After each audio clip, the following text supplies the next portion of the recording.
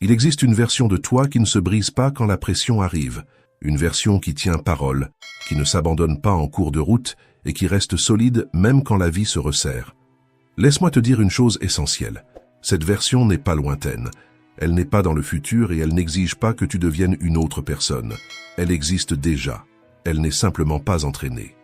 Aujourd'hui, peut-être que tu te sens fatigué, que tu réagis plus que tu ne le voudrais, que tu perds le contrôle émotionnel dans des moments qui demandent de la force. Mais ce n'est pas une faiblesse de caractère. C'est un manque de préparation mentale. Parce que personne ne naît émotionnellement fort. La force émotionnelle se construit, et elle se construit sous pression. Les stoïciens le savaient depuis des siècles. Ils enseignaient quelque chose de simple et de direct. Tout commence dans l'esprit. La différence entre ceux qui avancent et ceux qui abandonnent n'est ni le talent, ni la chance, ni la motivation. C'est la capacité à maintenir des décisions, même quand le corps se fatigue, quand l'émotion vacille et quand la volonté flanche. Et c'est exactement cela que cette vidéo va t'enseigner. Ici, tu vas apprendre comment construire un esprit vraiment fort, capable de supporter les défis, de contrôler les impulsions et de continuer à avancer.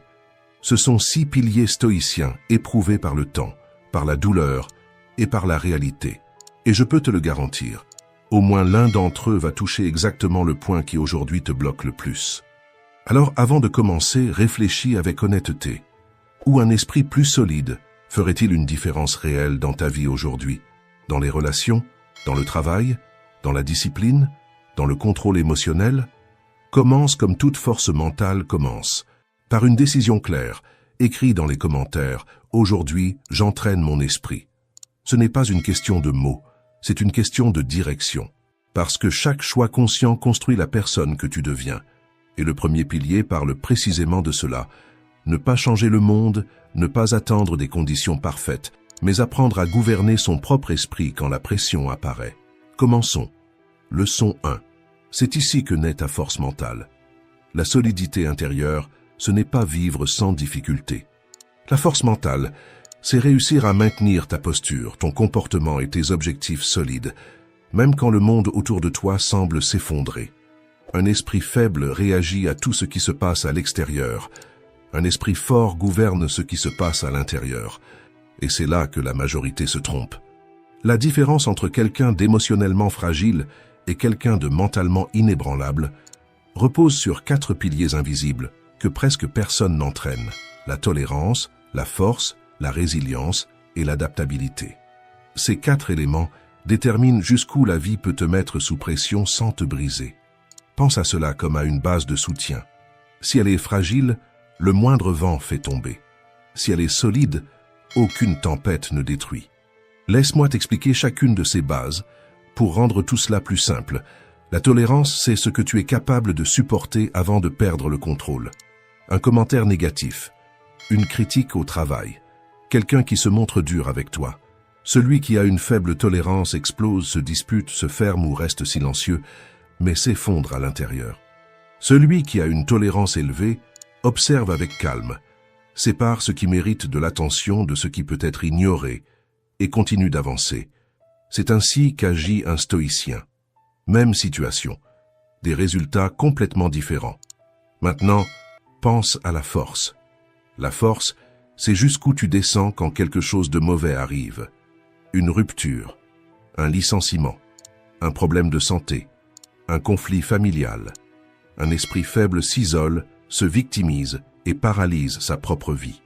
Un esprit fort ressent la douleur, parce que ressentir est humain mais ne laisse pas cela le définir. Il souffre, apprend et continue à avancer.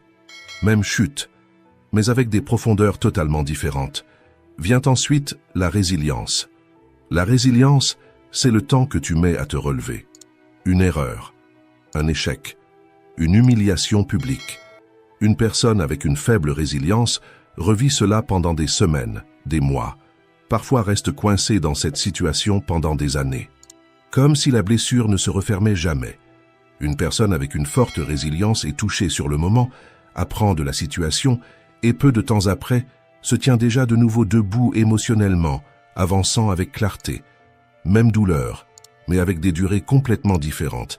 Et enfin, l'adaptabilité. L'adaptabilité, c'est ce que tu fais après le coup. certains deviennent amers, fermés, méfiants, et deviennent des personnes bien pires qu'avant. D'autres transforment la douleur en croissance. Un cœur brisé peut créer quelqu'un de froid et blessé, ou quelqu'un de plus mûr, plus conscient et plus fort. Un licenciement peut détruire l'estime de soi ou pousser la personne à apprendre de nouvelles compétences et à passer à un autre niveau dans la vie. Même un pacte, mais des destins opposés. Et maintenant vient la vérité que presque personne ne te dit. La force mentale n'est pas un don. Personne ne naît fort à l'intérieur. Elle se construit. Ces 4 piliers fonctionnent comme des muscles invisibles. Plus tu les entraînes, plus tu deviens résistant. Plus tu fuis l'inconfort, plus ton esprit devient fragile. Les stoïciens enseignaient déjà cela il y a des siècles. Tu ne contrôles pas ce qui se passe à l'extérieur, mais tu peux t'entraîner chaque jour à la manière dont tu réagis à l'intérieur. C'est cela qui transforme quelqu'un d'ordinaire en quelqu'un de mentalement fort. Ce n'est pas ne jamais tomber. C'est ne pas rester au sol. Ce n'est pas ne pas ressentir la douleur. C'est ne pas la laisser gouverner ta vie. À partir d'aujourd'hui, chaque difficulté cesse d'être une punition et devient un entraînement. Tout ce qui semblait auparavant un poids commence à se transformer en renforcement. Parce que c'est précisément dans les situations difficiles que tu pratiques la concentration, renforce le corps et l'esprit, ajuste ton attitude et apprends à agir avec raison plutôt qu'avec impulsion. Ce sont les 4 piliers qui mettent ta vie en ordre, à l'intérieur comme à l'extérieur. Et plus tu entraînes la tolérance, la force, la résilience et l'adaptabilité au quotidien, sous pression, dans la fatigue, face aux défis réels, plus tu deviens inébranlable. Maintenant, marque cet engagement envers toi-même. Écris dans les commentaires « J'entraîne mon esprit tous les jours ». Parce que c'est cet entraînement constant qui te rend plus calme, plus clair, plus discipliné. Et plus tu renforces ton esprit, moins la vie parvient à te faire tomber. Leçon 2. La force naît dans l'inconfort. Quand la vie est légère, quand les plans fonctionnent, quand tu reçois des compliments et que rien ne semble menacer ta stabilité, n'importe qui peut paraître fort. Dans ces phases, il est facile de garder le sourire, il est facile d'être positif, il est facile de croire en soi. Mais ce n'est pas de la force mentale, c'est du confort. La vraie force apparaît quand le sol disparaît. Elle surgit quand une relation se termine et que le silence pèse plus que n'importe quelle dispute. Quand tu perds ton emploi et que tu ne sais pas comment l'expliquer à la maison. Quand tu te trompes en public et que tu ressens de la honte. Quand les plans échouent et que tu te demandes si cela vaut encore la peine de continuer. C'est dans ces jours-là que l'esprit est mis à l'épreuve, non pas comme absence de douleur, mais comme choix conscient. La force mentale, c'est ressentir la tristesse, la peur, la frustration, et malgré cela, décider d'agir comme la personne que tu veux devenir, et non comme le chaos du moment voudrait que tu sois. C'est garder une posture quand il serait plus facile de s'effondrer. C'est préserver le caractère quand il serait plus facile de blâmer le monde. C'est rester ferme quand tout en toi te demande d'abandonner. La force mentale, ce n'est pas ne pas souffrir. La force mentale, c'est souffrir sans se permettre d'être détruit par cela. C'est comme un navire au milieu d'une tempête. Les vagues frappent violemment, le vent désoriente, la pluie efface l'horizon, mais le capitaine n'abandonne pas la barre. Il maintient le cap même sans voir la fin de la traversée. La tempête ne décide pas du destin du navire. Celui qui décide, c'est celui qui tient le contrôle. Et c'est exactement ce que Viktor Frankl a montré au monde dans son livre « À la recherche du sens ». Il ne pouvait pas contrôler la faim, le froid, les agressions ou la souffrance extrême des camps de concentration. Tout cela était hors de sa portée. Mais il y avait une chose que personne ne pouvait lui enlever, la manière dont il choisirait de répondre à la douleur. Et il a résumé cette vérité de façon puissante. Entre le stimulus et la réponse, il existe un espace. Dans cet espace se trouve notre pouvoir de choisir. Et dans notre choix se trouve notre liberté. La vie va te blesser, elle va te frustrer, elle va gâcher tes plans. C'est inévitable. Ce qui n'est pas inévitable, c'est ce que tu deviens après cela. Tu peux permettre à la douleur de te briser, ou tu peux utiliser la douleur pour te renforcer. C'est comme le feu. La même chaleur qui détruit la paille est celle qui durcit l'acier. La différence n'est pas dans la souffrance. Elle est dans ce que tu en fais. Et maintenant vient la question la plus importante de ce pilier. Qui es-tu quand tout va mal? Tu te plains? Tu te poses en victime? Tu cherches des coupables? Tu abandonnes? Ou choisis-tu d'agir comme ta meilleure version? Même quand ça fait mal, même quand personne ne regarde, même quand c'est difficile. Parce que c'est précisément dans ces moments que l'esprit faible se révèle. Et c'est précisément dans ces moments que l'esprit fort se construit. Tu peux construire un esprit fort. Un esprit qui ne s'effondre pas sous la pression, qui ne se perd pas dans la fatigue, qui ne réagit pas par impulsion. Et cette force naît justement dans les jours difficiles. Chaque défi est une opportunité d'entraîner le caractère, le contrôle et la clarté. Et le premier pas est de te donner un ordre clair à toi-même. Répète-le, mets-le comme rappel sur ton téléphone ou écris-le dans les commentaires. Je choisis d'être fort dans les jours difficiles. Parce que chaque fois que tu réponds avec caractère quand la vie se resserre, tu cesses d'être fragile et tu commences à devenir mentalement inébranlable. Leçon 3. Change ta perspective. Laisse-moi te dire une vérité qui change complètement la manière dont tu fais face à la vie. Ce n'est pas ce qui t'arrive qui définit ta force mentale, c'est le sens que tu donnes à ce qui arrive. Deux personnes peuvent traverser la même douleur, la même pression, le même échec, et partir dans des directions totalement opposées. L'une grandit, l'autre se brise. Et la raison n'a jamais été l'événement. Elle a toujours été l'interprétation. Des chercheurs ont suivi des candidats des forces spéciales de la marine américaine, l'une des formations les plus dures au monde. Pendant des mois d'entraînement extrême, tous ont affronté la même souffrance, la même fatigue, la même pression psychologique. Mais le résultat a été impressionnant. Certains en sont sortis plus forts, plus confiants, plus résilients. D'autres en sont sortis émotionnellement détruits. La différence n'était pas dans le corps, elle n'était pas dans le talent, elle n'était pas dans la génétique. Elle était dans la manière dont chacun interprétait la douleur. Ceux qui voyaient le stress comme quelque chose d'injuste, comme un ennemi, comme une punition, activaient dans le corps des réactions d'effondrement, d'anxiété et d'usure. En revanche, ceux qui percevaient la souffrance comme un entraînement, comme un renforcement, comme une préparation, activaient des réponses de croissance, de clarté mentale et de résistance. Même défi, mais avec des résultats opposés. Maintenant, peut-être penses-tu, mais je ne vis pas dans un entraînement militaire. Et c'est précisément là que se trouve la leçon la plus importante. Cette même dynamique se produit chaque jour dans ta vie. La pression au travail, les critiques que tu reçois, les erreurs que tu commets, les rejets, les problèmes financiers, les moments où tout semble lourd. Pour certaines personnes, cela devient un traumatisme. Pour d'autres, cela devient une force. Et c'est ici que le stoïcisme entre en jeu comme un véritable outil de transformation. Les stoïciens enseignaient quelque chose de simple et de puissant. Ce n'est pas l'événement qui te détruit, c'est le jugement que tu portes sur lui. Quand tu changes le jugement, tu changes la réaction. Quand tu changes la réaction, tu changes le comportement. Et quand tu changes le comportement, tu changes toute ta vie. Pense à cela comme à un escalier. La situation est la première marche, l'interprétation est la deuxième, l'émotion est la troisième, l'action est la quatrième. La majorité des gens pensent que la vie commence sur la dernière marche. Mais tout commence là-haut, dans la manière dont tu regardes ce qui s'est passé. Quand quelque chose tourne mal et que tu penses « cela prouve que je ne suis pas capable », ton esprit se referme. Mais si, en vivant la même situation, tu penses « cela est en train de m'entraîner pour quelque chose de plus grand », ton esprit se renforce. Ce n'est pas l'événement qui te brise, ce n'est pas la critique dure que tu entends, ni l'ingratitude que tu reçois. C'est l'étiquette que tu lui colles. C'est pour cela que des personnes avec moins de ressources, moins d'opportunités et même moins de talent parviennent à construire des vies incroyables, tandis que d'autres, pleines de potentiel, restent bloquées au même endroit. La différence n'a jamais été ce qu'elles ont vécu. Elle a été la manière dont elles ont interprété ce qu'elles ont vécu. Et maintenant vient la question qui change tout. Ce que tu affrontes aujourd'hui, est-il en train de te détruire ou de t'entraîner? Parce que l'esprit ne réagit pas aux faits.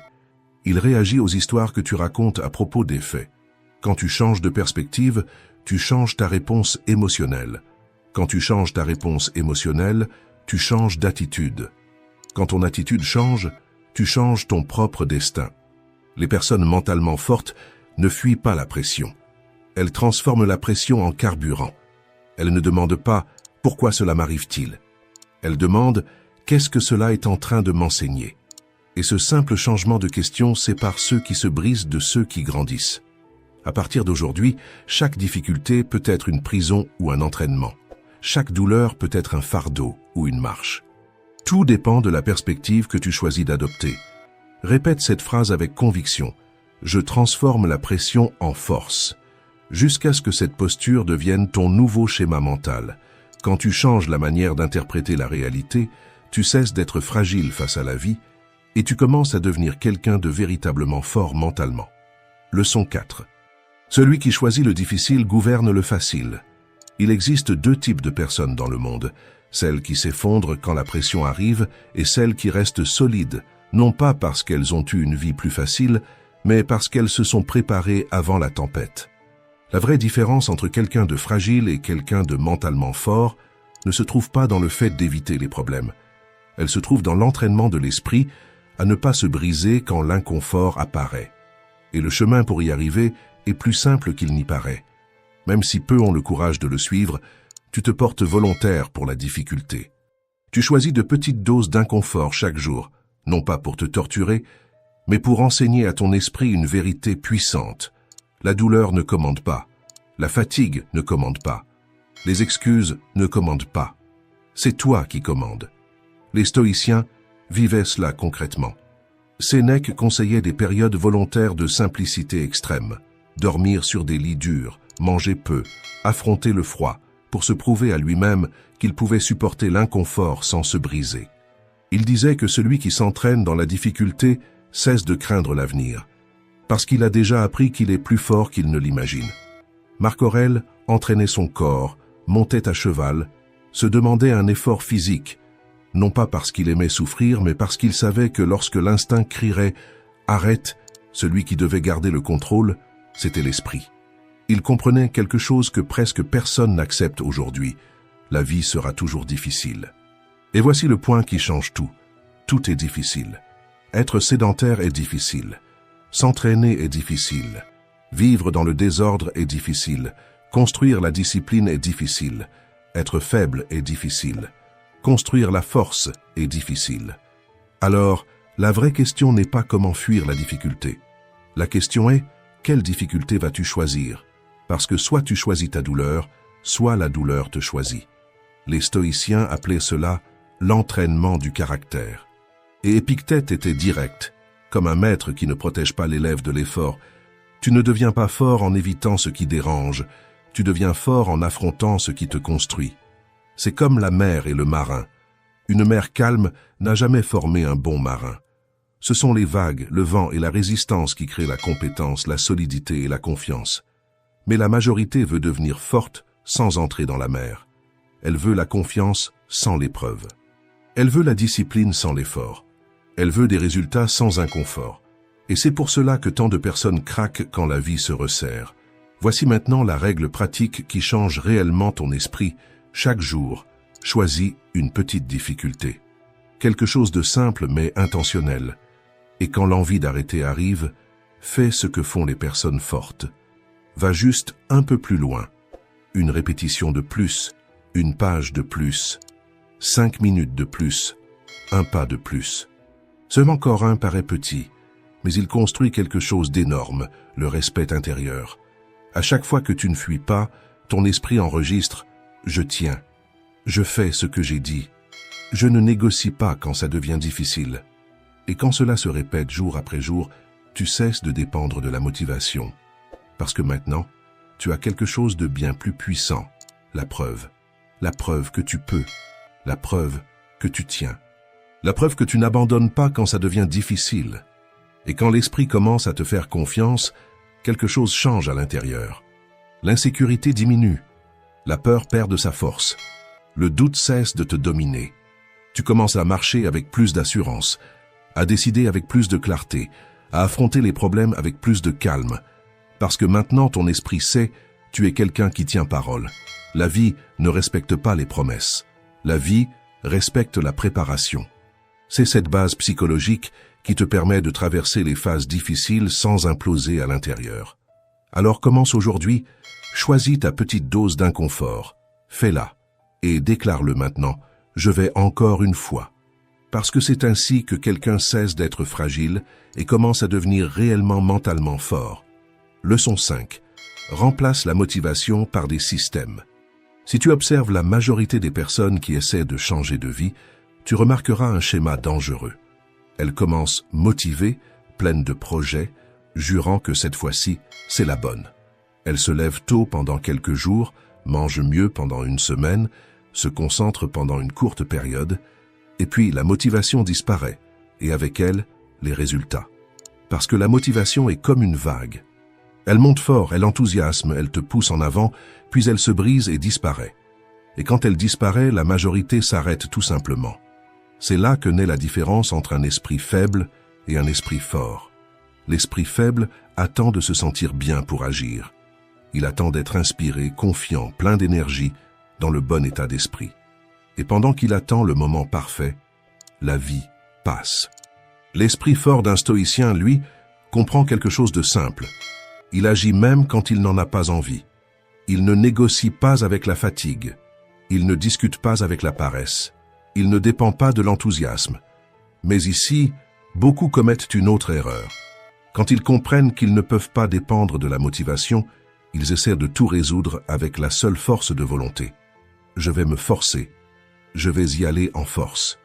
Je vais lutter contre moi-même. Et ça fonctionne pendant quelques jours, puis tu t'épuises.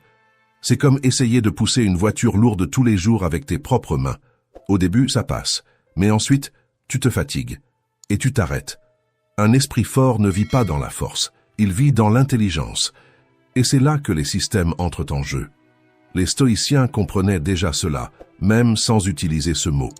Ils savaient qu'on ne construit pas le caractère avec des explosions d'efforts, mais avec des pratiques quotidiennes simples, répétées avec discipline.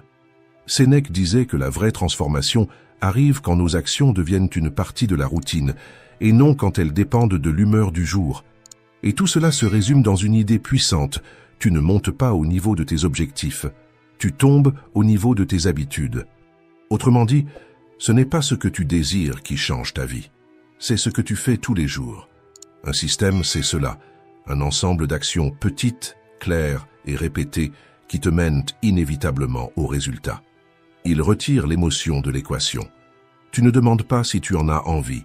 Tu exécutes, tout simplement. Beaucoup de gens disent « Je veux être plus intelligent. Je veux une vie financière tranquille. Je veux réussir. » Ce sont des objectifs. Mais quel est le système derrière? Parce que personne ne s'enrichit par le désir. Personne n'organise sa vie par la volonté seule. Si tu veux une stabilité financière, le système peut être de mettre de côté une partie de ce que tu gagnes chaque mois, même si c'est peu. Si tu veux sortir des dettes, le système peut être de couper les dépenses inutiles et de payer une facture à la fois, avec constance. Si tu veux prospérer, le système peut être d'apprendre à investir petit à petit et de ne pas dépenser tout ce qui entre. Les objectifs inspirent. Mais ce sont les systèmes quotidiens qui transforment ta réalité. Voici maintenant l'erreur qui détruit presque tous les systèmes. Les gens commencent trop grands. Ils créent des routines énormes, difficiles, qui dépendent encore de la motivation. Et ils abandonnent vite. Le vrai secret est de commencer si petit qu'il devient impossible d'échouer. Si petit que ton cerveau n'essaie même pas de résister. 5 minutes, une page, une action minimale. C'est comme allumer un feu. Tu ne commences pas en jetant une grosse bûche, tu commences par une étincelle, puis un petit bâton, puis un autre. Et soudain, le feu grandit tout seul. Quand tu commences petit, l'habitude s'installe. Quand l'habitude s'installe, l'effort diminue. Et avec le temps, tu grandis naturellement. Un esprit faible dépend de ce qu'il ressent. Un esprit fort construit des processus. Il ne demande pas « est-ce que j'en ai envie ?» Il demande « quelle est la prochaine action du système ?» Et il exécute. Ce ne sont pas des pics de motivation qui construisent une vie forte. Ce sont de petites actions répétées, même les mauvais jours. D'ailleurs, ce sont précisément les mauvais jours qui construisent les personnes fortes.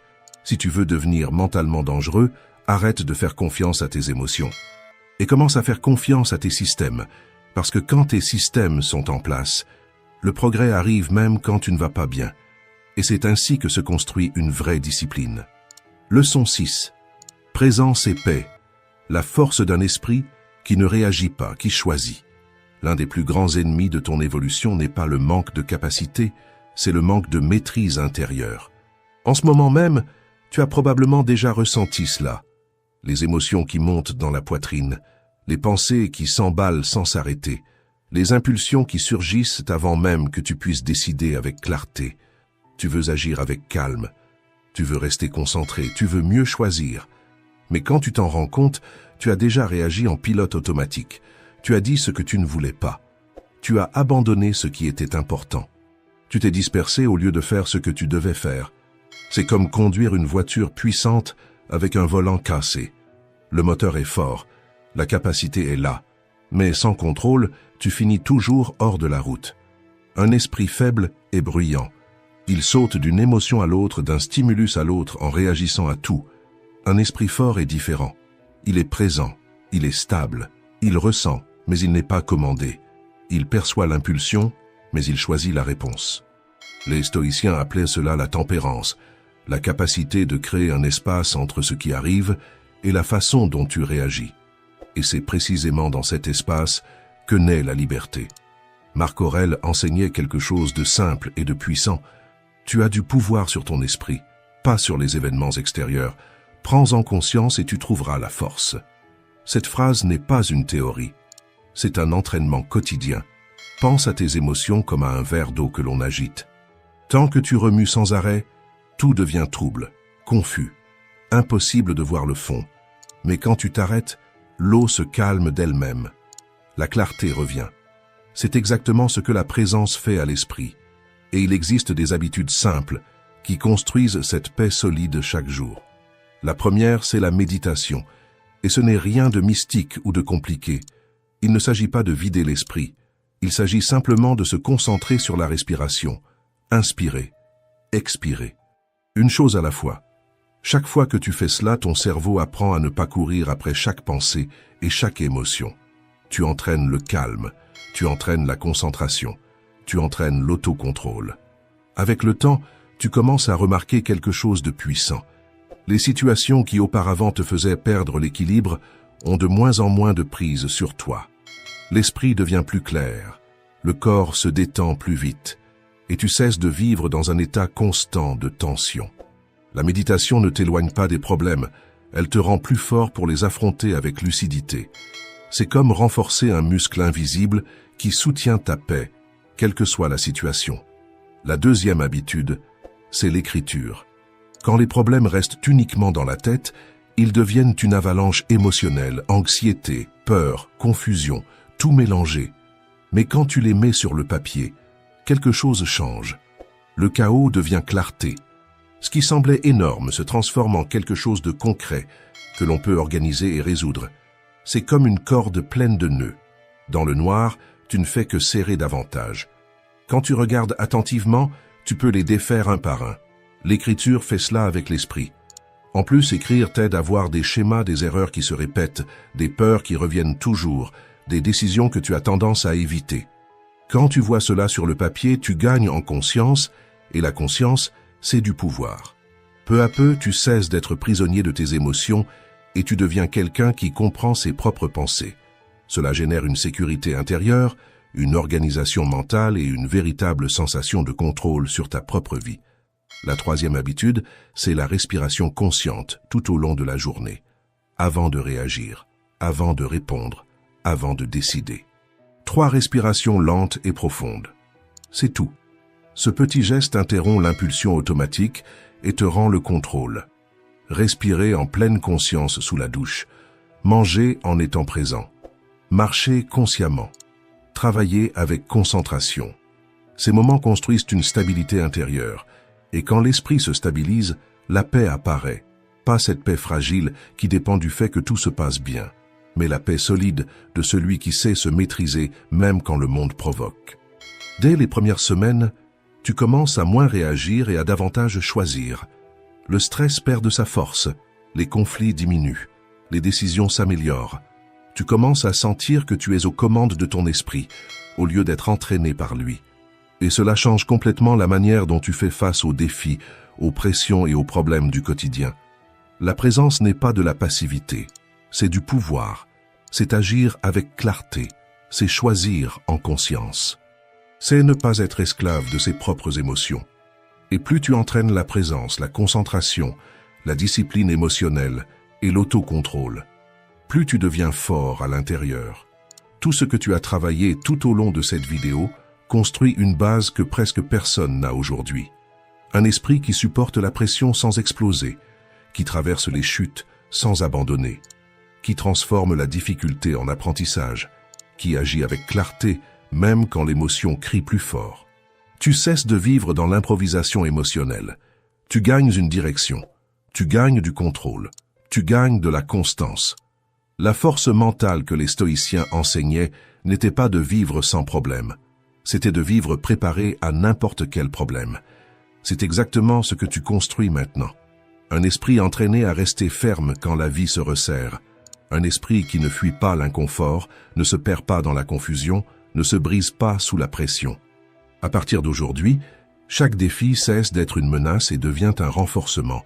Chaque situation difficile cesse de t'affaiblir et commence à te façonner. Et plus tu appliques ces principes au quotidien, plus tu deviens inébranlable à l'intérieur. Alors, adopte cette nouvelle posture dès maintenant. Laisse dans les commentaires « Je choisis d'agir avec calme et présence ». Parce qu'à chaque fois que tu gouvernes ton esprit au lieu d'être dominé par lui, tu cesses d'être fragile. Et tu commences à devenir réellement mentalement fort. Et si ce contenu t'aide, mets un like, abonne-toi et suis la chaîne pour continuer à apprendre des habitudes simples qui changent vraiment ta vie.